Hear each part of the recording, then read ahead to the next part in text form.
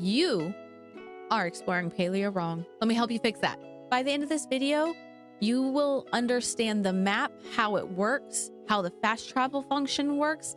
First thing I'm going to talk to you about right now is don't do what I did when I first started playing Palia. I tried to run everywhere and be everywhere. Don't try and explore everything all at once. Explore in routes or in sections. So let's talk about the Palia map. When you first pull up your Palia map, one of the few things you may notice at first glance is how it is a grid. You have A through J and 1 through 7, sometimes more than that. But on these maps, you will see your legend. And your legend will give you a quick overview of what each icon means. On this map here, you can see where villagers are at the time of viewing. Each location in Palia does have its own map that you automatically acquire upon entering the region. Using the map in Palia is a great way to find out where some of your favorite NPCs are, as well as where you need to go to complete your next task. You also have the ability to set markers on maps. That way you can set your own destination. Since we're on the topic of locations on the map, why don't I go ahead and give you guys a nice little treat and give you some hot spots for skill-specific resources. If you're feeling like mining, well, let me tell you, the best places to hit up is Bahari Bay, specifically around and in the mine. There you'll find lots of iron ore, and you'll even find some gold if you're lucky, and if you're very lucky, some platinum. If you're looking for pallium ore, you're going to have to go to the Elder Woods or spend a lot longer in Bahari Bay. Alternative areas for mining, if you're looking specifically for copper, which is very important early on in game, it's going to be Remembrance Garden, as well as south of the mayor's home. Little tip, the nodes in Bahari Bay tend to give you a little more XP than the nodes in Kalima Village. The best area for foraging is Bahari Bay. You can get softwood, heartwood, and flow-infused wood, all in one area. Alternative is going to be Kalima Village. You have softwood everywhere. If you're looking for flow-infused wood and you're having a hard time, go to Bahari Bay at night and look for a grove. You'll be able to identify a grove because it glows and it's purple. Usually people will also alert you on the server if there is a grove. Hunting, one of my personal favorite skills in this game. The best place for hunting is Bahari Bay. Again, yes, I know I'm going to be saying Bahari Bay a lot. Most specifically, Hideaway Bluffs and Pulsewater Plains. In these two locations, you will find different Chappas, Cernunks, and Mujins. Alternatively, Kalima Village. There is a surplus of Chappas and Cernunks. The best place to check will be Maji Hollow and Chappa Crossing. These two areas are also perfect for people who are just starting out on their hunting skills as well.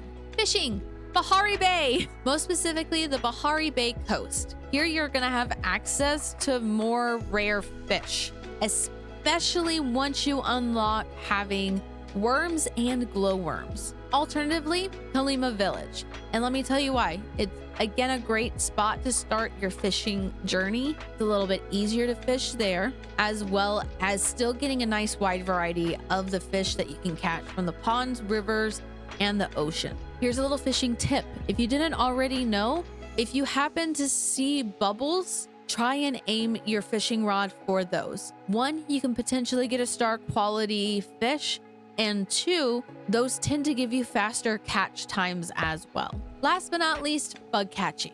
The best areas are going to be Bahari Bay, anywhere in the Proudhorn Pass, as well as Pulsewater Plains. You can get a good number of insects there, especially if you throw down a lure, you will be able to attract a lot more bugs. Alternatively, you can always go to Kalima Village. You're gonna find a surplus of grasshoppers, of stink bugs, of dragonflies, but also if you go to Maji Hollow, you will find some very beautiful and potentially rare butterflies. As you play this game, you may even find more areas from the time this video came out that are better for bug catching or mining or foraging. If so, please feel free to add them into the comments below, because I am making this before the Royal Highlands update that comes out on May 12th.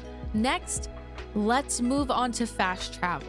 Fast travel in this game is not that different compared to fast travel in other games. If anything, I would liken it to the fast travel in Fallout 76. The reason I say that is because you have to pay to travel. You don't just magically bamf like Nightcrawler and end up where you want to be. You do get one free fast travel to your plot every 20 or so minutes. So do keep that in mind. When you are wanting to fast travel, it is important to look at the board and make sure that, one, you have enough gold to get where you're going. Two, make sure you're checking your map before you fast travel to make sure you're clicking the right area. Because I can't tell you how many times I tried to go to Proudhorn Pass and I ended up at Pulsewater Plains because I wasn't paying attention. And I promise it'll happen to you if you don't pay attention. The way I like to use fast travel is I use it in tandem with my resource gathering time. I'll fast travel to an area, sometimes one of the ones that I mentioned previously, to specifically go mining or specifically go chop down trees. For example, recently I've been spending a lot of time in Bahari Bay, and that's because I'm looking specifically for heartwood and iron. And I know that is the best place to find both those resources consistently. And the longer you play, the longer you are going to find areas that will help you find the resources you need in a more efficient way. So now that you know that there are specific locations that have an abundance of resources, you can now start planning things around that. So maybe one day you log in and you're specifically looking for iron. You know, you're gonna look at your map, fast travel to the area that has the most iron, the mines, and spend your time there. And while you're there, you can make sure that you're picking up mushrooms and flowers while you're over there, as well as cutting down trees. And next thing you know, boom, not only do you have an inventory full of resources to create furniture, decoration, you also have resources that you can potentially sell, linking us back to my previous video of making money in this game. Now, if you're the type of person who doesn't need plans, you don't need to plan something out, you're fine, ambitions to the wind, do whatever, then you can skip over this section. But if you're like me and you like creating lists and you like having tasks, this bit is for you. Stop running around like a chicken with their head cut off. Make a plan. Go to one of the areas I've listed and start gathering resources specific to that area.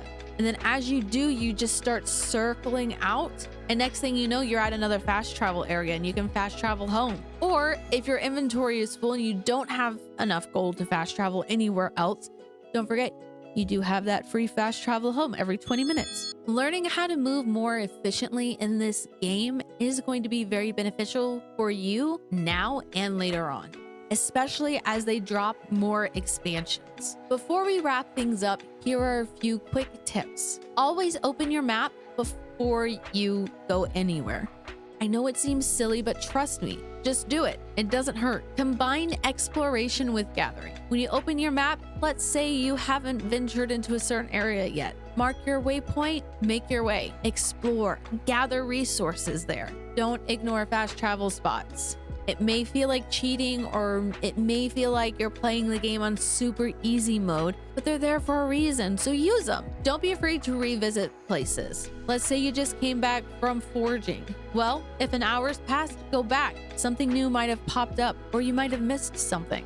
It doesn't hurt to always double check. Now that you know how exploration and gathering and all that fun stuff works, you can combine those two with the tools I have given you in this video to go forth and stop wandering around aimlessly. In the next episode, we're going to take a dive into NPCs. I'm going to discuss the NPCs that are currently in the game, as well as a little bit of lore about each of them and why you should get to know them. I'm not going to spoil anything. Next episode won't have any super big spoilers, just enough to get you enticed. I will also let you know which characters are romanceable versus which ones are not. See you in the next video, guys. Bye.